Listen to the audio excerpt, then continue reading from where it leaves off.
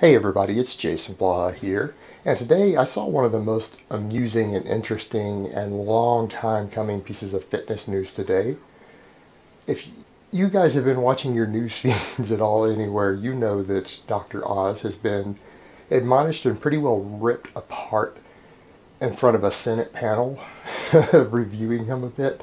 And it's interesting because this is someone who I talked about a little bit negatively a long time ago, back when I really ripped apart the HCG diet before the FTC charged them with basically committing fraud and fining them millions and then allowing class action lawsuits to open up against them for their product, because it was shown to be not only scientifically a scam, it was shown to be potentially dangerous, but it was based upon premise that have no scientific support, selling products with no scientific support, that anyone who understands basic biochemistry and anyone who's a medical doctor absolutely knows for a fact will not benefit you in any way in fat loss or weight loss.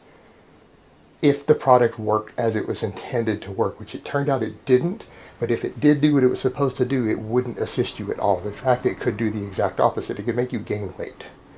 But fortunately, in that regard, it didn't, because it didn't actually work. Because nobody who uses real HCG uses it for the purposes of losing weight. The only purpose anyone uses it outside of immediate medical reasons is to give you nice big full testicles and a higher sperm count. It doesn't burn fat. It usually makes you gain water weight. But as far as Dr. Oz goes, I had seen his show a few times and some of his recommendations, and I have always been personally horrified that a medical doctor can get up and make the recommendations that he makes contrary to all the medical literature, contrary to everything that every registered dietitian tells you, contrary to all the research, and he gives bad, dangerous advice to people for weight loss. It usually involves them buying products that don't work, and he's made a fortune helping push and promote some of these products.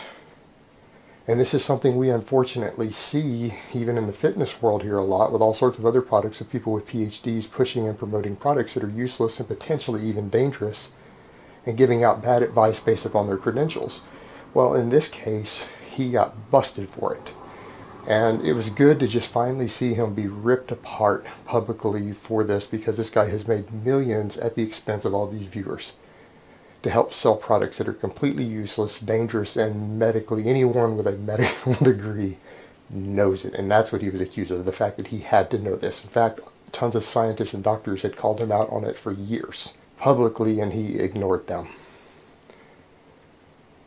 And so he ultimately is getting what he deserves, and it's nice to see it.